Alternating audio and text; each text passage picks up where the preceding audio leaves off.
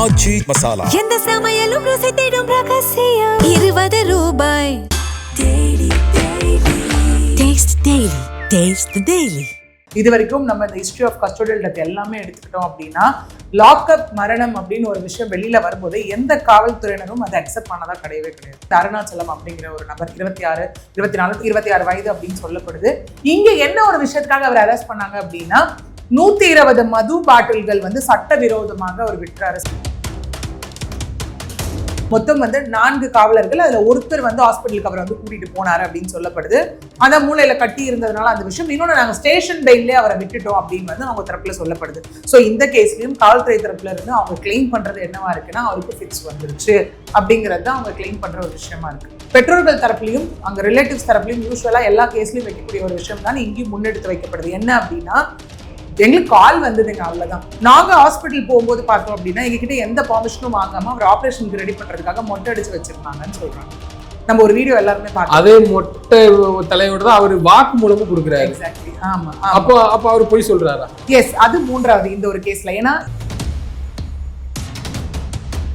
கண்டிப்பாக அது இந்த மெடிக்கல் ரெக்கார்ட்ஸ் அப்படிங்கிறது ஒரு பெரிய சயின்டிபிக் எவிடன்ஸா இருக்க போகுது. அவர் ரொம்ப நல்லா இருந்த ஒரு பர்சன், அவருக்கு ஃபிக்ஸ் வரக்கூடிய ஒரு விஷயமும் மெடிக்கல் ரெக்கார்ட்ஸ்லயும் கிடையாது அப்படின்னு சொல்லி அவங்க ஃபேமிலி சொல்லக்கூடிய ஒரு விஷயம். இவங்க திரும்ப திரும்ப சொல்ற விஷயம் இல்லைங்க, காவல்துறையினர், காவல் அதிகாரிகள், சம்பந்தப்பட்டவர்கள் எங்கேயோ அரெஸ்ட் பண்ணிட்டு போன அந்த 4 பேரும் அவங்க அடிச்சுதான் என் பையனோட உயிர் போச்சுன்றதான் அவங்க சொல்லக்கூடிய ஒரு விஷயம். அவர் சொல்லியிருக்காரு, இல்ல என்ன போலீஸார் தான் அடிச்சாங்க, உனக்கு ஏதாவது ஃபிக்ஸ் வந்ததா அப்படின்னு கேட்டா எனக்கு ஃபிக்ஸ் எல்லாம் வரல அப்படின்னு சொல்லி அவர் சொல்லியிருப்பாரு. அந்த இடத்துல கண்டிப்பாக இந்த ஒரு வீடியோவும் ஒரு பெரிய எவிடன்ஸா உள்ள எடுத்துக்கொள்ளப்படும். ஓகே, இது எங்க மேட்ச் ஆக ஒரு வேலை இது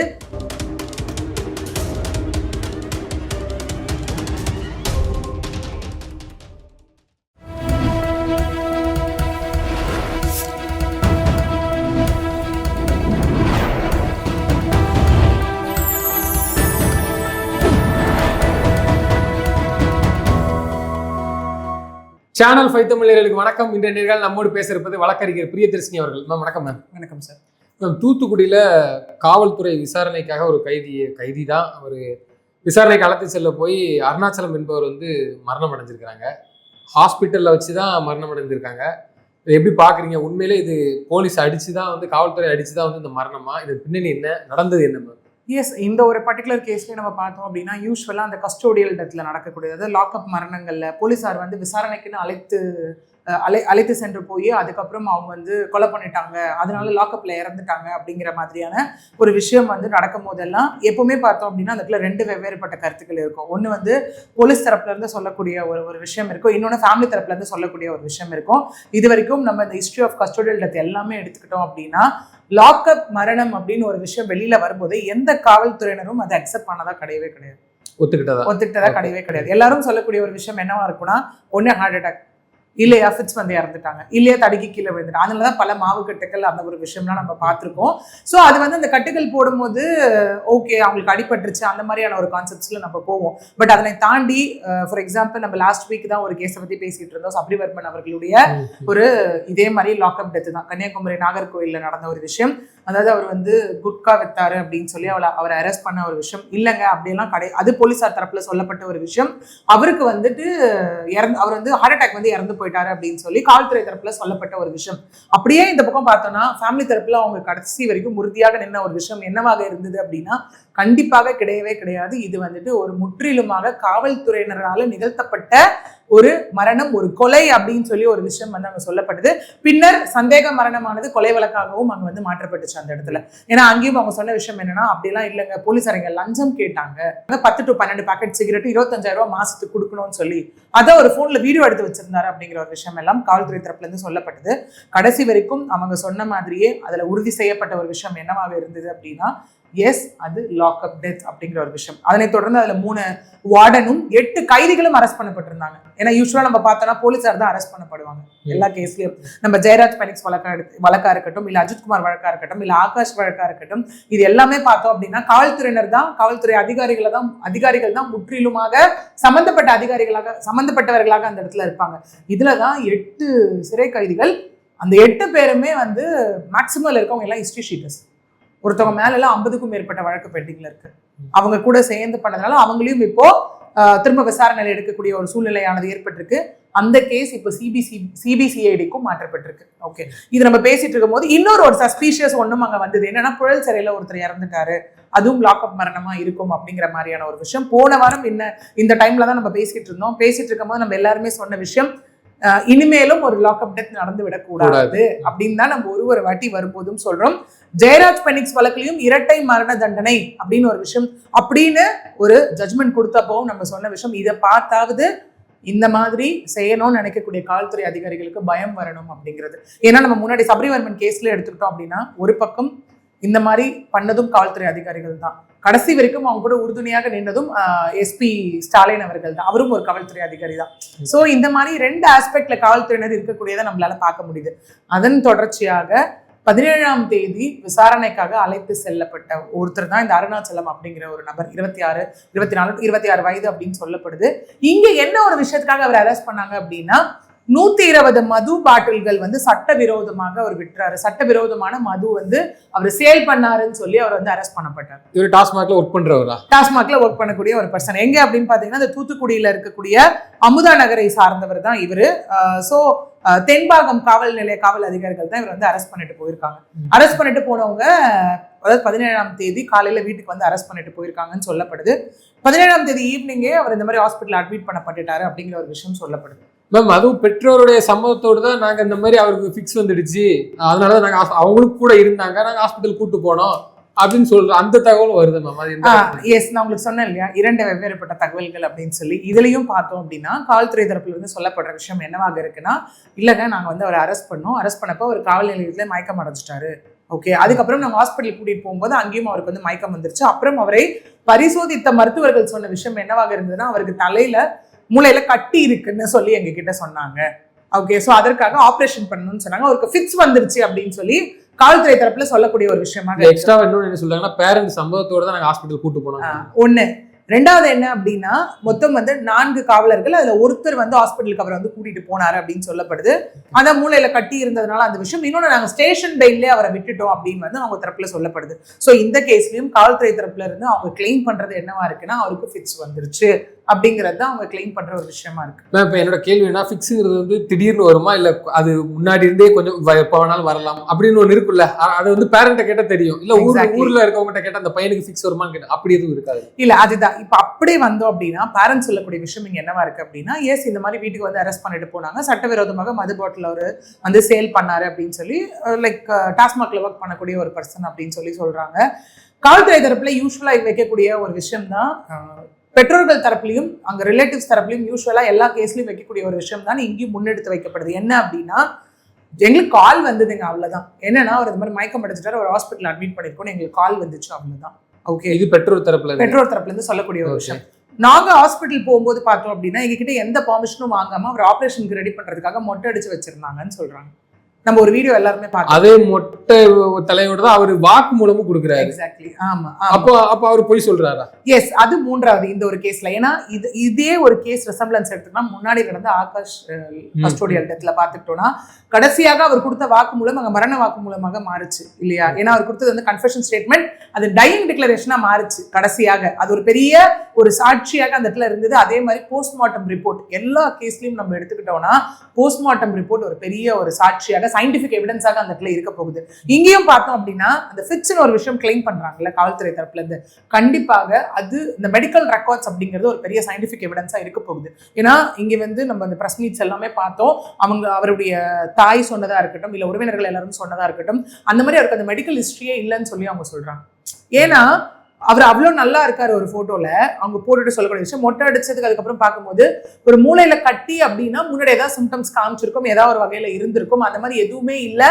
அவர் ரொம்ப நல்லா இருந்த ஒரு பர்சன், அவருக்கு ஃபிக்ஸ் வரக்கூடிய ஒரு விஷயமும் மெடிக்கல் ரெக்கார்ட்ஸ்லயும் கிடையாது அப்படின்னு சொல்லி அவங்க ஃபேமிலி சொல்லக்கூடிய ஒரு விஷயம். ஏன்னா ஃபிக்ஸ் நம்ம பார்த்துக்கிட்டோம் அப்படின்னா அது வந்து திரும்ப திரும்ப அக்கறாகக்கூடிய ஒரு விஷயமா இருக்கும். எப்ப வேணா வரலாம், ஆல்ரெடி வந்திருக்கும். ஏன்னா ஃபிக்ஸ் அப்படிங்கிறது வந்து நம்ம சொல்லுவோம் இல்லையா, சில இதெல்லாம் வந்துட்டு லைக் ஃபிக்ஸடா வந்து வரக்கூடிய விஷயம். ஃபிக்ஸ் வந்து எப்போ வரும்னே தெரியாது. ஏன்னா அதனாலதான் மேக்ஸிமம் பாத்தீங்கன்னா அந்த அடிக்கடி ஃபிக்ஸ் வரக்கூடியவங்களே, ஃபிக்ஸ் வரக்கூடியவர்கள் கூட யாராவது ஒருத்தர் சேஃப்டி இருப்பாங்க, இல்லைன்னா வீட்டில் அவங்களை தனியா விட மாட்டாங்க. இந்த மாதிரியான விஷயங்கள்லாம் இருக்கிறத நம்மளால பார்க்க முடியும். இன்னொன்னு, அவங்க கண்டினியூஸா மெடிகேஷன் எடுக்கக்கூடிய ஒரு பர்சனா இருப்பாங்க ஃபிக்ஸ் வரக்கூடியவர்கள். இந்த விவகாரத்துல அவருக்கு அப்படி எதுவும் இல்லை, அந்த மாதிரி எதுவுமே ரெக்கார்ட்ஸ் இல்லைன்னு சொல்லி தான் ஃபேமிலி தரப்புல இருந்து கிளைம் பண்ற ஒரு விஷயமா இருக்கு இந்த இடத்துல. அவங்க சொல்றது என்னன்னா, அகெயின் என்கிட்ட பெர்மிஷன் வாங்கல, லைக் மொட்டை அடிச்சு வந்து ஆபரேஷன். மொட்டை ஏன் அடிக்கிறாங்க? ஏன்னா அவங்க தலையில ஆப்ரேஷன் பண்ணணும் அப்படிங்கிறதுக்காக அந்த மொட்டை அடிக்கப்பட்டதாக சொல்லப்படுது அந்த இடத்துல. ஏன்னா மூளையில கட்டினும் போது கண்டிப்பா அது ஸ்கல், ஓப்பன் ஸ்கல் ஆப்ரேஷன் அந்த மாதிரி தான் அந்த இடத்துல பண்ண போறாங்க. அப்படி இருக்கும்போது பண்ணிட்டாங்கன்றது ஒண்ணு. ரெண்டாவது, அதே சபரிவர்மன் கேஸ்ல சொன்ன ஒரு விஷயம் இங்கேயும் அவர்களுடைய பெற்றோர்கள் சொல்றாங்க என்ன அப்படின்னா, எங்க கிட்ட இங்க போஸ்ட்மார்ட்டம்க்கு எந்த வித பெர்மிஷனும் வாங்கல அப்படின்னு ஒரு விஷயம் இங்கேயுமே சொல்லப்படுது. யாரு வாங்கல? பேரண்ட் கிட்ட போலீஸ் வாங்கவே இல்லை. தட் இஸ் சட்டப்படி அது வாங்கணும். ஏன்னா இங்கேயும் நம்ம பார்த்தோம்னா சபரிவர்மன் கேஸ்லயும் அவங்க அதே தான் சொன்னாங்க. என்ன சொன்னாங்க, அவங்களுடைய அக்கா அவர்கள் பேசும்போது சொன்ன விஷயம், ஒரு போலீஸார் வந்து சிரிச்சுக்கிட்டே அவன் தம்பி இறந்து போயிட்டான்னு சொல்லி சொல்றாங்க. இவ்வளோ பேர் இருக்கும்போது அனாதன்னு சொல்லி அடுத்தடுத்த ப்ராசஸ்க்கு அவங்க எடுத்துட்டு போறாங்க அப்படின்னு சொல்லி ஒரு விஷயம் சொல்லப்பட்டது. இங்கேயும் அந்த ஒரு விஷயம் முன் வைக்கப்பட்டு தான் அவங்க இங்க என்ன பண்ணாங்க அப்படின்னா, தொடர்ந்து பார்த்தோம் அப்படின்னா இங்க அவங்க வந்து அந்த இதுல அகைன் போராட்டத்தில் ஈடுபட்டு விவிடி சிக்னல் அருகே வந்து சாலை மறியலில் அவங்க ஈடுபட்டு அவங்க வந்து சில கோரிக்கைகள்லாம் வச்சு இப்போ நம்ம பேசிட்டு இருக்க இந்த சமயம் எக்ஸ் மினிஸ்டர் கீதா ஜீவன் அவர்கள் தலைமையில எல்லாரும் சேர்ந்து எஸ்பி அவர்களை பார்க்க போயிருக்காங்க. என்ன கோரிக்கையோட அப்படின்னு பார்த்தோம்னா, கண்டிப்பாக இவங்க அந்த சாலை மறியல்ல இறங்கின உடனே அந்த உடலானது போஸ்ட்மார்ட்டம்க்கு எடுத்துட்டு போகப்பட்ட அந்த உடலானது திரும்ப மார்ச்சரிக்கு கொண்டு வரப்பட்டுருச்சு இப்போ. ஓகே, ஸோ இவங்க சொல்லக்கூடியது என்ன அப்படின்னா, கண்டிப்பாக இவங்க திரும்ப சொல்ற விஷயம் இல்லைங்க, காவல்துறையினர், காவல் அதிகாரிகள், சம்பந்தப்பட்டவர்கள் எங்கேயோ வந்து அரெஸ்ட் பண்ணிட்டு போன அந்த 4 பேரும் அவங்க அடிச்சுதான் என் பையனோட உயிர் போச்சுன்றதான் அவங்க சொல்லக்கூடிய ஒரு விஷயம். அதனால கோட்டாட்சியர் முன்பாக இல்ல, ஏன்னா லாக்அப் டெத் அப்படின்னாலே கண்டிப்பா மெஜிஸ்ட்ரேட்டோட என்கொயரி அங்க மேண்டேட்டரி. ஓகே, ஸோ இவங்க முன்னிலையிலலாம் வந்துட்டு உள்ள அவங்களுக்கு வீடியோ ரெக்கார்டிங்கோட இங்க போஸ்ட்மார்ட்டம் ஆனது நிகழ்த்தப்படணும் அப்படின்னு சொல்லி அவங்க எஸ்பி கிட்டே இப்ப அந்த மனு கொடுக்கக்கூடிய அந்த ஒரு விஷயம் நடந்துகிட்டு இருக்கு. இல்லை அப்படி ஒருவேளை, ஏன்னா தமிழ்நாட்டில் தொடர்ச்சியாக நடந்தது, பெரிய வார்னிங்காகவே சொல்லிட்டு வரலாம். ஒவ்வொரு சம்பவம் நடக்கும் போதும் மீண்டும் இப்படி நடக்குதுன்னா இது வந்து வேணுக்குன்னு பண்றாங்களா மேம்? ஒருவேளை அப்படி கோர்ட்டோட நேரடி கண்பார்வையில இந்த இது பிரேத பரிசோதனை நடந்துச்சுன்னா, உண்மை தெரிய வந்துச்சுன்னா எந்த மாதிரி நடவடிக்கைகள் இருக்கும்? எஸ், இதுல இன்னொரு நம்ம பேசும்போதே நீங்க முன்னாடியே அதை சொன்ன மாதிரி அவரும் ஒரு வீடியோ பதிவானதும் இங்கே வந்திருக்கு. அவருடைய பிரதர் அவர்கள் எடுத்து இப்ப எல்லாத்துலயும் வைரல் ஆயிட்டு இருக்கு, ஐ மீன் சர்க்குலேட் ஆயிட்டு இருக்க ஒரு வீடியோ.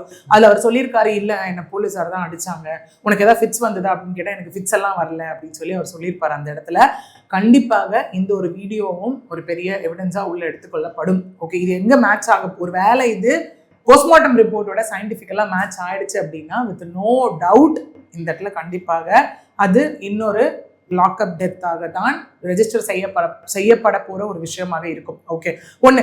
இதுல இன்னொன்னு என்ன நம்ம பார்த்தோம் அப்படின்னா, நம்ம ஒரு கேஸ் பேசும்போது நம்ம சொல்லக்கூடிய விஷயம் என்னவாக இருக்கு அப்படின்னா, சட்டங்கள் வந்து கடுமையாக்கப்படணும், தண்டனைகள் கடுமையாக்கப்படணும், ஸோ எல்லாருக்கும் பயம் வரும் அப்படின்ற ஒரு விஷயம் சொல்லப்படும். அதாவது ஒரு காமன் மேன் தப்பு செய்யும் போதே, இதே ஜெயராஜ் பெனிக்ஸ் வழக்கில் நம்ம பார்க்கும்போது நீதிபதி அவர்கள் சொன்ன ஒரு விஷயம் என்னன்னா, இன்டென்ஷன் ரொம்ப முக்கியம் இந்த கேஸ்ல அப்படிங்கிற ஒரு விஷயம். அதனாலதான் தந்தையும் மகனையும் கொன்றதுக்காக இரட்டை தூக்கு தண்டனை அப்படின்னு சொல்லப்பட்டது. ஒண்ணு. ரெண்டாவது அதுல பார்த்தோம் அப்படின்னா, எப்பவுமே அந்த A1, A2, A3, A4 அந்த அக்யூஸ்ட் 1, 2 அப்படின்னு நம்ம லிஸ்ட் போகும்போது யூஸ்வலா எல்லாரும் எக்ஸ்பெக்ட் பண்ற ஒரு விஷயம் என்னவா இருக்குன்னா, அந்த அக்யூஸ்ட் 1, 2, 3, 4க்கு வந்து கடுமையான தண்டனையும் மிச்சவர்களுக்கு வந்துட்டு ஒரு ஆயுள் தண்டனை அந்த மாதிரி கொடுக்கப்படும். பட் அந்த வழக்குல பார்த்தோம் அப்படின்னா 9 பேருக்கும் அங்க இரட்டை தூக்கு தண்டனையானது கொடுக்கப்பட்டிருக்கு. அந்த இடத்துல அங்கேயும் நீதிபதி அவர்களை நோக்கி கேட்ட ஒரு கேள்வி என்னவாக இருந்ததுன்னா, எனக்கு கடைசியா ஜட்மெண்ட் கொடுக்கறதுக்கு முன்னாடி நீங்க என்ன நினைக்கிறீங்கன்னு ஒரு வார்த்தை கேட்கப்படும் இல்லையா? அந்த மாதிரி கேட்கும் போது எல்லாரும் சொல்ற மாதிரி அவங்களும் சொன்னது, இல்லைங்க இந்த மாதிரி எனக்கு குடும்பம் இருக்கு, நான் தான் என் குடும்பத்தை பார்த்துக்கணும், எனக்கு வயசான அம்மா இருக்காங்க, எனக்கு பொன் குழந்தை இருக்கு, இவங்க இருக்குலாம் சொல்லும் போது தண்டனையை குறைத்து கொடுங்க, நாங்க திருந்திட்டோம் அப்படிங்கிற மாதிரி எல்லாம் கேட்கும் போது அங்க அகேன் நீதிபதி கேட்ட கேள்வி, நீங்க ரியலைஸ் பண்றதுனா இதுக்கப்புறம் நீங்க எப்படி ரியலைஸ் பண்ணுவீங்க? உங்களுக்கு ஆல்ரெடி ரியலைஸ் பண்றதுக்கான டைம் இருந்ததுன்னு. ஒண்ணு, அவங்களை அடிக்கவே கூடாதுன்றது ஃபர்ஸ்ட் பாயிண்ட். எந்த காவல்துறை அதிகாரிகளும் பிடிப்பட்டவர்கள் எவ்வளவு பெரிய தப்பு செஞ்சிருந்தாலும் அவங்களை அடிக்கக்கூடாது அப்படிங்கிறது தான் அவங்களை அடிக்கக்கூடாது அப்படிங்கிறது தான் ரூலுமே, அதுதான் லாவுமே சொல்லுது. as per constitution, right to personal life and liberty, யாராக இருந்தாலும் அவங்களுக்கான ரைட்ஸ் அந்த இடத்துல இருக்கு. அதாவது நம்ம லாலே BNSSல பார்த்தோம் அப்படின்னா rights of an arrested person ஒரு கான்செப்டே இருக்கு. ஓகே, ஒண்ணு. ரெண்டாவது, இல்லையா அவங்களை அடிச்சிங்க, இவ்வளோ அவங்களை அடிக்கும் போது அவங்களுக்கு ஏதாவது ஆயிடும் அப்படின்னு அப்ப நீங்க ரியலைஸ் பண்ணிருக்கலாம். இல்ல அடிச்ச அப்புறம் கொண்டு போய் ஹாஸ்பிட்டல்ல சேர்த்திருந்தா அவங்க உயிர் பொழைச்சிருப்பாங்க, அப்ப நீங்க ரியலைஸ் பண்ணிருக்கலாம். இதெல்லாம் பண்ணாம இப்ப எப்படி நீங்க ரியலைஸ் பண்ணீங்கன்னு நம்ப முடியும்னு ஒரு விஷயம் வந்து அங்க கேட்கப்பட்டது. அதே தானே எல்லா வழக்குலையும் அடுத்தடுத்து. ஏன்னா அஜித்குமார் வழக்கு பார்த்துக்கிட்டோம் அப்படின்னா இன்னை வரைக்கும் அந்த நகையோட ஸ்டேட்டஸே நமக்கு தெரியல. அந்த நகையை வந்து வழக்கே கிட்டத்தட்ட அப்படியே மூடி போட நகையை கண்டே பிடிக்க முடியலையே, யார் அந்த விமன் வந்து காணாம போனாதான் கண்டுபிடிக்கிறதுக்கு அவங்க விட்ரா பண்ணிட்டாங்களே. அது அடுத்தது ஆகாஷ் மரண வழக்கு, இப்ப சபரிவர்மன் மரண வழக்கு, அதுவும் வந்து சிபிசிஐடிக்கு இப்ப மாற்றப்பட்டுருச்சு இந்த இடத்துல. மேம் இது என்ன தைரியம் மேம்? இது நான் எப்படியும் நம்ம அடிச்சிட்டோம், இந்த மாதிரி ஆயிப்போச்சு, அவர் டெத் ஆயிரும் தெரிஞ்சுதான் எல்லாமே நடந்திருக்கு, பார்த்தா அப்படிதான் தெரியுது. என்ன தைரியம் அவங்களுக்கு இவ்வளவு தூரம் நான் துணிஞ்சு பண்ணுவேன்டா அப்படிங்கிறது காவல்துறை என்ன தைரியம்? இங்க என்னன்னா ரெண்டு விஷயம் தான் திரும்ப. ஏன்னா இது பெரிய இடத்து விவகாரம்லாம் ஒண்ணும் கிடையாது. அப்படி இருந்தாவது சரி, இதுல பணம் விளையாடுது ஏதோ ஒன்று சொல்லலாம். இது ஒண்ணுமே இல்லை. அது ஏதோ மதுபான கடையில வேலை பார்த்துருக்காங்க, 2 பாட்டில் 3 பாட்டில் எக்ஸ்ட்ரா கொண்டு, இது எனக்கு தெரிஞ்சு இது அவ்வளவு இது கிடையாது. ஆனா பம்படியா அடிச்சு கொண்ட மாதிரி கொண்டு இருக்காங்க. என்ன பெரிய இடத்த விவகாரமாக எதுவாக இருந்தாலும் சட்டத்தின் முன்பாக அது சமம்தான் இல்ல ஒண்ணு. ஓகே, சோ இதுல பார்த்தோம் அப்படின்னா இந்த போலீஸாருக்கு வந்து 2 விஷயம் நீங்க சொல்லலாம். ஒண்ணு வந்து அபியூஸ் ஆஃப் பவர். என் கையில தான் சட்டமே இருக்கு, என்ன சொல்லுவாங்களே வேலியே பயிரைமே இந்த கதை அப்படிங்கிற மாதிரி சட்டத்தை காப்பாற்ற வேண்டியவர்களே இப்படி வந்து லூப் எடுத்து பண்றாங்க அப்படின்னும் which is not acceptable. அது கடந்த ஆட்சிகள்ல குற்றம் சாட்டப்பட்டுச்சு, மக்களே வந்து பல குற்றங்களை வச்சாங்க, இந்த அரசு சரியில்லை அப்படின்னு சொல்லி. ஓகே, அப்போ புது அரசு வரும்போது இதுக்கு மாற்றா வந்திருக்காங்க. அப்ப இவங்க எதுவும் இன்ஸ்பெக்ஷன் கொடுக்க முடியாது, சிங்கப்பெண் படை அது இதுன்னு காவல்துறையில பல மாற்றங்களை கொண்டு வந்து மறுபடியும் இப்படி நடக்குதுன்னா இங்க என்னன்னா சொல்லுவாங்களே எந்த ஆட்சி வந்தாலும் இந்த ஆட்சி மாறினாலும் காட்சி மாறவில்லை அப்படிங்கிற ஒரு கான்செப்ட் இருக்கு இல்லையா. ஏன்னா இங்க ஒரு விஷயம் ஒண்ணு அபியூஸ் ஆஃப் பவர், இன்னொன்னு நம்ம போலீஸ் என்ன வேணா பண்ணிட்டு எப்படி வேணா தப்பிச்சிடலாம் அப்படிங்கிற ஒரு கான்செப்டும் அங்க வந்து பார்க்க முடியுது நம்மளால. சோ இது 2 விஷயம் பார்க்கும்போது கண்டிப்பாக ஒரு பக்கம் எஸ் அவங்க வந்து பிடிபடும் போது எல்லாமே ப்ரூவ் ஆகிற பட்சத்துல அவங்களுக்கான தண்டனை உறுதி செய்யப்படக்கூடிய ஒன்றாகத்தான் இருக்கு. இது திரும்ப ரிப்பீட் ஆகக்கூடாது அப்படிங்கிற ஒரு கான்டெக்ட்ல நம்ம போனோம் அப்படின்னா கண்டிப்பா அது எந்த கட்சி ஆட்சியில இருந்தாலும் கவர்மெண்டோட ரோல் ரொம்ப முக்கியமான ஒண்ணுதான் இந்த இடத்துல. ஏன்னா அந்த மானிட்டரிங் சிஸ்டம்னு ஒண்ணு இருக்கு இல்லையா. ஓகே, எந்த அளவுக்கு மானிட்டரிங் சிஸ்டம் இருக்கு, அது எந்த அளவுக்கு எஃபெக்டிவ் இம்ப்ளிமெண்டேஷனா இருக்குன்றது ஒண்ணு. நம்ம ஏன்னா அந்த சபரிவர்மன் கேஸ்லயே முன்னாடி நம்ம பார்த்தோம் அப்படின்னா அங்க 2 விஷயம் பெரிய கேள்வியா எனக்குள்ளேயே இருந்தது. ஒண்ணு வந்து பார்த்தோம் அப்படின்னா ஜெயில இந்த மாதிரி நடக்குது, அது ஜெயிலருக்கோ சூப்பரண்டென்ட்டுக்கோ இன்ஃபார்ம் பண்ணாங்களா? கண்டிப்பா அங்க இருக்கக்கூடிய ஹையர் அஃபிஷியலுக்கு இன்ஃபார்ம் பண்ணணும் ஒண்ணு. 2வது வந்து பார்த்தோம் அப்படின்னா அவருக்கு வந்து உடம்பு முடியல எல்லாமே ஓகே, வெளியில ஒரு ஹாஸ்பிட்டல்ல கொண்டு வந்து சேர்க்குறீங்க, அதுக்கு முன்னாடி உள்ள இருக்கக்கூடிய பிரசன்ட் டாக்டர் கிட்ட டிஸ்பென்சரி இருக்கும், அந்த டாக்டர் கிட்ட ஒப்பீனியன் வாங்கினாங்களா இல்லையா? இது எல்லாமே நமக்கு அடுத்த கட்டமா தெரிய வரப்போகுது. அப்ப இதெல்லாம் யாரு மானிட்டர் பண்றா? இப்ப கவர்மெண்டே வந்து நான் விசிட்டிங் அபிஷியல்ஸ் சொல்லி அப்பாயிண்ட் பண்ணி அந்த இடத்துல ஒரு பிரிசனா ஒரு டிஸ்ட்ரிக்ட் இத்தனை பிரிசன் இருக்கா, நீங்க மந்த்லி ஒன்ஸ் விசிட் போகணும். விசிட் போயிட்டு என்ன அங்க இருக்கோ எல்லா ரிப்போர்ட்ஸ் இருக்கக்கூடிய சிறை கைதிகள் கிட்ட நீங்க எப்படி ட்ரீட் பண்ணப்படுறீங்க என்ன ஏதுன்னு அந்த ரிப்போர்ட்ஸ் எல்லாத்தையும் கொண்டு வந்து எங்க கிட்ட திரும்ப சப்மிட் பண்ணணும் அப்படிங்கிற ஒரு விஷயம் அங்க மானிட்டரிங் சிஸ்டமா வைக்கப்பட்டு எஃபெக்டிவா இம்ப்ளிமெண்ட் பண்ணப்பட்ட ஒருவேளை எங்களுக்கு எல்லாம் பயம் வரும் இல்லையா? அப்ப இவங்க என்னதான் சொல்றது, இந்த மாதிரி மைண்ட் செட்ல இருக்கவங்க என்ன சொல்றது? ரெண்டு விஷயம் என்ன இங்க அப்படின்னு பார்த்தோம்னா, முதல் விஷயம் வந்து கண்டிப்பா அவங்களுக்கும் தெரியும் இது அப்படியெல்லாம் ஈஸியா ஊத்தி லைக் மறைச்சிடலாம் முடியாது, கண்டிப்பா தப்பிக்க முடியாது. அது ப்ரூவ் ஆகிற பட்சத்தில் அவங்களுக்கான தண்டனை அப்படிங்கிறது அது காலங்கள் எடுத்தாலும் கண்டிப்பாக கிடைக்கக்கூடிய ஒன்றாகத்தான் இருக்க போகுது ஒண்ணு. 2வது வந்து இங்க என்னன்னு பார்த்தோம்னா ஒரு மானிட்டரிங் சிஸ்டம் நம்ம மேல இருந்தா மட்டும் தான் நம்ம கரெக்டா இருக்கணும் அப்படிங்கிற ஒரு கான்செப்ட் கிடையவே கிடையாது. ஏன்னா லா தெளிவா சொல்லுது, அவங்களுக்கும் நல்லாவே சட்டம் தெரியும். அப்படி இருக்கும்போது ஒருத்தவங்களை அரெஸ்ட் பண்ணாலும் அதுல பர்சனல் வெஞ்சன்ஸ்க்கான மோடு எங்க வருதுன்னே தெரியல. இப்போ சபரிவர்மன் கேஸ்ல எடுத்துக்கிட்டோம் அப்படின்னா அந்த லஞ்சம் அப்படிங்கிற ஒரு விஷயம் தானே அங்க பேசப்பட்டுச்சு. இதே ஜெயராஜ் பணிக்ஸ் வழக்கிலையும் நம்ம அங்க எடுத்துக்கிட்டோம் அப்படின்னா கடையை திறந்து வச்சதுக்காகன்னு ஒரு விஷயம் சொல்லப்படுது, இன்னொன்னு போன் கேட்டு கொடுக்கலன்னு ஒரு விஷயம் சொல்லப்படுது. அதெல்லாம் எப்படி ஒரு பர்சனல் ஒரு இதுவா எடுத்துக்கிறதுக்கு வாய்ப்பு இல்லை. இன்னொன்னு காஸ்ட் பேசிஸ்லயும் போகக்கூடியதை நம்மளால பார்க்க முடியும். ஆனா இதுல அப்படி எதுவும் சொல்ல முடியாது, இதுல எதுவும் அந்த மாதிரி சொல்ல முடியல. இன்னொன்னு என்ன அப்படின்னா இதுலயும் நமக்கு மேபி அடுத்தடுத்த கட்ட இது லாக்அப் டெத்தா இருக்கிற பட்சத்தில் அடுத்தடுத்த கட்ட விசாரணையின் போது நமக்கு தெரிய வரலாம் இதுல என்ன காஸ்க்காக இவங்க அடிச்சிருக்காங்க அப்படிங்கிற ஒரு விஷயம். ஏன்னா அந்த சபரிவர்மன் வழக்கே பின்னாடி போகும்போது உள்ள போறாங்க, 2 கைதிகளுக்கு இடையே அங்க வந்து சண்டை நடக்குது, அதை விலக்கி விட வேண்டியதுதான், அதை தடுக்க வேண்டியதுதான் வார்டனோட வேலை. அவங்களும் கூட சேர்ந்து எப்படி அடிக்கலாம், கையை காலை கட்டி வச்சு நீங்க அடிக்கன்னு சொல்லி எப்படி அவங்க பண்ணலாம்? அப்ப அதை அவங்க பர்சனலா எடுத்துக்கிட்டாங்கன்னு தானே அந்த இடத்துல அர்த்தம். பர்சனல் ஒரு வெஞ்சன்ஸ் மோட்ல எடுத்து, ஏன்னா அவங்க ஃபேமிலி அங்க கிளைம் பண்றதும் அதுதான். அந்த வீடியோ வந்து ஒரு போன்ல இருந்தது, கண்டிப்பாக அதை வந்துட்டு நீங்க அந்த போன்ல இருக்கக்கூடியது எல்லாமே நீங்க சைபர் கிரைம் கிட்ட கொடுத்து செக் பண்ணணும் அப்படிங்கிற ஒரு விஷயம் ஃபேமிலி தரப்புல இருந்து வைக்கப்பட்ட ஒரு கோரிக்கையாக அந்த இடத்துல இருந்தது இல்லையா? அப்படி இருக்கும்போது ஏன் அதை அவங்க பர்சனலா எடுத்துக்கிறாங்கன்ற ஒரு விஷயம் இருக்குல்ல. இங்க நிறைய நம்ம பார்த்திருக்கோம், சில மூவிஸ் எல்லாமே பார்க்கும்போது குற்றத்தை ஒத்துக்க சொல்லி அடிச்சாங்க, எங்களை வந்து அடிச்சுட்டு நீ இப்படிதான் சொல்லணும்னு சொல்லி சொன்னாங்க அப்படிங்கிற மாதிரியான நிறைய விஷயங்கள் நம்மளால பார்க்க முடியுது. ரியலா நடக்கிற ஒரு விஷயம் தான், சிலதை எக்ஸாஜுரேட் பண்ணி சிலது அப்படியே மூவிஸ்ல காட்டப்படுற ஒரு விஷயமா இருக்கு. இதெல்லாம் அகெயின் நம்ம எங்க அந்த சேஞ்ச் வரணும் அப்படின்னும், எஸ் லா பனிஷ்மெண்ட் ஒரு பக்கம் ஸ்ட்ரிக்டாக தான் இருக்கு. மாற வேண்டியது அப்படின்னா மாற்றம் வர வேண்டியதுன்னா 2 விஷயம். ஒன்னு, கவர்மெண்ட் ஒரு மானிட்டரிங் சிஸ்டமை கண்டிப்பாக உருவாக்கணும், that is especially for this prison okay, அதாவது இந்த கஸ்டோடியல் டெத்துக்கு பிரிசனோ இந்த ஜெயில் இது போகும்போது இல்லை போலீஸ் ஸ்டேஷன்ஸ் வைஸ் எடுக்கணும். அடுத்தது பார்க்கணும் அப்படின்னா அந்த போலீஸ் அஃபிஷியல்ஸ்க்கு ஃபர்ஸ்ட் அந்த ரெஸ்பான்சிபிலிட்டி இருக்கணும். நம்ம எல்லாத்துலயும் சொல்லுவோம் இல்லையா, அவங்கவுங்க மனசுல இருந்து மாற்றம் வராம இந்த மாதிரி நடக்கக்கூடிய குற்றங்களை நம்மளால வந்துட்டு நிறுத்த முடியாது அப்படிங்கிற ஒரு விஷயம், அதுவும் இதுல முக்கியமானது. நிச்சயமா மேம். இறுதியான ஒரு கேள்வி மட்டும், காவல்துறையை வந்து எல்லா காவலர்களையும் நம்ம வந்து இப்படி வந்து பழி சொல்ல முடியாது, குறையும் சொல்ல முடியாது. ஆனா கவின் ஆணவ படுகொலையில கூட நேற்று ஒரு தகவல் வந்துச்சு. என்னன்னா அவர் அதாவது கொலை செய்தவருடைய தந்தையார் ஒரு காவல் அதிகாரி, 2 பேருமே அவரை விசாரிச்சு பார்த்தா பெரிய கூலிப்படைக்கே தலைவராக இருந்து உள்ள இருந்துகிட்டே வெளியில ஆள் கொலை பண்றதுக்கு ஏதோ பண்றதாக ஒரு தகவல் வந்திருக்கு. ஸோ இந்த மாதிரியான விஷயங்கள் வந்து அப்போ காவலர்களே இது போன்று இருக்கிறதுனால இதை களை எடுப்பாங்களா, இல்லை இதுக்கு ஏதாவது ஒரு சொல்யூஷன்ங்கிறது வந்து வேணும்னு நினைக்கிறீங்களா, கொண்டு வருமா அரசு? சிஎஸ் கண்டிப்பாக. ஏன்னா இப்போ சொன்ன மாதிரி இந்த விஷயம் அங்கே நிரூபிக்கப்பட்டால், ஏன்னா அவருடைய ஆப்போசிட்ல வந்து இருக்கக்கூடிய தாயாரும் சுஜித்துடைய தாயாரும் அரெஸ்ட் பண்ணப்பட்டாங்க கொஞ்சம் மாதங்களுக்கு முன்னாடி, நம்ம பார்த்தோம் இல்லையா. 2 பேருமே காவல்துறை அதிகாரிகள். இதுல அவங்க அந்த மாதிரி ஒரு விஷயம் இருந்தது அப்படின்னா, நான் அந்த போலீஸ் யூனிஃபார்முக்குள்ள இருந்துட்டு நான் என்ன வேணா பண்ணுவேன் அப்படிங்கிற ஒரு மைண்ட் செட் ஃபர்ஸ்ட் வந்து மாற்றப்படணும். அது மாற்றப்படுறதுக்கு கவர்மெண்ட் என்ன மாதிரியான இனிஷியேட்டிவ் எடுக்க போறாங்கன்றது ஒன்று இருக்கு இல்லையா. ஏன்னா நம்ம சபரிவர்மன் கேஸ்ல நம்ம பார்த்துட்டோம் அப்படின்னா அந்த போலீஸ் ஆஃபீஷியல்ஸ் எல்லாருமே சஸ்பெண்ட் பண்ணப்பட்டிருக்காங்க. ஜெயராஜ் பனிக்ஸ் வழக்கிலையும் நம்ம எடுத்து பார்க்கும்போது எல்லாருமே அடுத்தடுத்து வந்தக்கூடிய எல்லா வழக்கிலையும் நம்ம பார்த்தோம்னா சஸ்பெண்ட் பண்ணப்படுவாங்க. அது வந்து குற்றம் நிரூபணமாகும் பட்சத்தில் அவங்க டிஸ்மிஸ் பண்ணப்படுவாங்க அந்த இடத்துல. ஸோ அந்த ஒரு விஷயம் நம்மளால தொடர்ச்சியாக பார்க்க முடியுது. இதுல கவர்மெண்ட் என்ன மாதிரியான இனிஷியேட்டிவ் எடுக்க போறாங்க அப்படிங்கிறது வந்து மிக முக்கியமான ஒன்றாகத்தான் இருக்கும் இந்த இடத்துல. இப்போ நீங்க இந்த வார்த்தையை சொன்னால கேட்குறேன், கவர்மெண்ட் என்ன நடவடிக்கை எடுக்க போறாங்கன்ட்டு. அரசியலை பொறுத்த வரைக்கும் பொதுவாக பார்க்கணும், எதிர்கட்சி எம்எல்ஏலாம் கைது செய்யறாங்க. அதுக்கெல்லாம் துரிதமாக செயல்படக்கூடிய காவல்துறை, அதாவது மேலிடத்தில் உத்தரவு டக்கு டக்குன்னு போறாங்க. இந்த மாதிரியான விஷயத்துக்கு அரசுக்கும் இதுக்கு கடமைன்னு ஒண்ணு இருக்குல்ல, இது போன்று தொடர்ச்சியா நடக்குன்னா அப்போ உடனே இந்த நடவடிக்கைன்னு ஒண்ணு இருக்கு, டக்குன்னு ஒரு விசாரணை போடல, அது பண்ண ஏன் அந்த பக்கம் போக மாட்டேங்குது? அரசு தரப்புல இருந்து எதுவுமே வந்து வாயை திறக்க மாட்டேங்கிறாங்க. எஸ், இது சொன்ன மாதிரி இந்த கவர்மெண்ட்னு இல்லை இல்லையா, எந்த கவர்மெண்ட் வந்தாலும் நம்ம திரும்ப கேட்கக்கூடிய ஒரு கேள்வியாகத்தானே இருக்கு இந்த இடத்துல. என்னன்னா யாராவது ஒருத்தர் ஏதாவது பேசிட்டா வந்து அவங்கள உடனே அரெஸ்ட் பண்றது, அடுத்த ப்ராசஸ் போறது அப்படிங்கிறது எல்லாமே அதுவும் வந்து இப்போ அதுக்கு வந்து இவ்வளவு சீக்கிரம் ரியாக்ட் பண்றீங்க. அதிகாரிகளும் அரசும் யாரு முதல்ல அதிகாரிகள் இவங்க விட்டு கொடுக்க மாட்டாங்க, அவங்க விட்டு கொடுக்க மாட்டாங்க, ஒரு கான்செப்ட் இருக்குதா?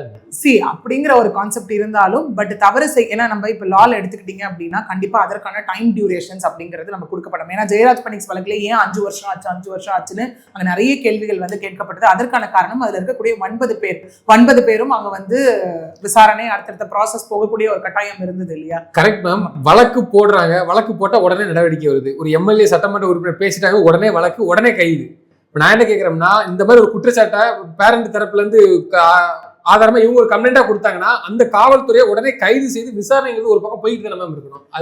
அதுதான் என்ன நீங்க பாத்தீங்கன்னா எவிடன்ஸ் மேட்டர்ஸ். நான் அதுதான் சொன்னேன். இதே நீங்க முன்னாடி எல்லாம் வந்த கேசஸ்லயும் எடுத்துக்கிட்டீங்கன்னா இப்போ நம்ம சொன்னோம் இல்லையா, ஒருத்தவங்களை பேசிட்டாங்க, அது பொது வெளியில பகிரங்கமாக இருக்கக்கூடிய எவிடன்ஸா அந்த இடத்துல கருதப்படும். மெயின் எவிடன்ஸ் வேணும்னு கேக்குறீங்களா? அவர் பேசின ஆடியோ ஒன்று இருந்துச்சு, அதாவது சட்டமன்ற உறுப்பினர் பேசின ஆடியோ இருந்துச்சு, அதெல்லாம் வசமா மாட்டாங்க. இந்த பையன் கொடுத்த வாக்குமூலம் இருக்கு, நீங்க அவர் உயிரோட இல்லை. எஸ், இப்போ இங்க என்னன்னு பாத்தீங்கன்னா அந்த வாக்குமூலம் அப்படிங்கிற ஒரு விஷயம் இருக்க போகுது. கூடவே இப்போ இன்னைக்கு இந்த போராட்டம் இருந்திருக்கு இல்லையா, நாளைக்குள்ள இதுல நம்ம கண்டிப்பாக அடுத்த கட்ட ஒரு இது வந்து நம்ம எக்ஸ்பெக்ட் பண்ணலாம். ஓகே, ஏன்னா ஒரு பக்கம் அவர் கொடுத்த அந்த வாக்குமூலம் அப்படிங்கிறது, இன்னொன்னு கண்டிப்பாக அந்த போஸ்ட்மார்ட்டம் உடனடியாக வரப்போற போஸ்ட்மார்ட்டம் ரிப்போர்ட் தகவல் சொல்ல வருது அப்படிங்கிறது அடுத்த கட்ட விஷயம். ஓகே, ஏன்னா இன்னொன்னு என்னன்னு பாத்தீங்கன்னா இன்னைக்கு அந்த வாக்குமூலம் கொடுத்தவர் வந்து உயிரோட இல்ல. ஓகே, அவர் இருந்திருந்தாருன்னா அந்த இடத்துல வந்து ஒரு வாக்குமூலம் கொடுக்குறாரு, அது வைரல் ஆகுது அப்படின்னா என்ன போலீஸ் தான் இப்படி அடிச்சிங்க படுக்க வச்சாங்க அப்படின்னா அதை கிராஸ் செக் பண்ணலாம் நம்ம அந்த இடத்துல. இன்னைக்கு மறுபடியும் ஒரு வாக்குமூலமா இன்னைக்கு நம்ம லான்னு வந்துட்டா மேண்டேட்டரி எவிடன்ஸ் மேட்டர்ஸ். ஓகே, இந்த எவிடன்ஸ் பத்தாதா? ஒருத்தர் மட்டுமே போதுமானது கிடையாது, அப்படிதான் நான் சொல்றேன். ஏன்னா அகைன் அந்த ரீகன்ஃபார்ம் பண்றதுக்காக தான் இன்னைக்கு அவங்க மேபி துறை ரீதியான நடவடிக்கை அவங்க மீது எடுக்கப்படலாம். ஏன்னா இவர் வந்து ஒரு வாக்குமூலம் கொடுத்துட்டாரு அப்படிங்கிற அடிப்படையில் அவங்க சஸ்பெண்ட் பண்ணப்படலாம். போஸ்ட்மார்ட்டம் ரிப்போர்ட் வருது, அதுல வந்து இது திரும்ப லாக்அப் டெத் தான் அப்படின்னு உறுதி செய்யப்பட போகுது அப்படின்னா அவங்க அரெஸ்டும் செய்யப்படலாம். ஓகே, இங்க என்னன்னா நீங்க இப்ப சொல்லும் போது லைக் இந்த மாதிரி பேசுறவங்களுக்கு வந்து உடனடியாக இது பண்றாங்க அப்படின்னும் போது அதை வந்து அப்படியே விட்டுறலாமான்னு கேட்டா கிடையாது. அதுல காட்டக்கூடிய அந்த ஒரு வேகம் மற்ற எல்லா விஷயத்திலையும் தேவை அப்படிங்கிறது தான் நம்ம திரும்ப எடுத்து வைக்கக்கூடிய ஒரு விஷயம். நிச்சயமாக தொடர்ந்து தங்கள் கருத்துக்களை பயன்படுத்தி நன்றி.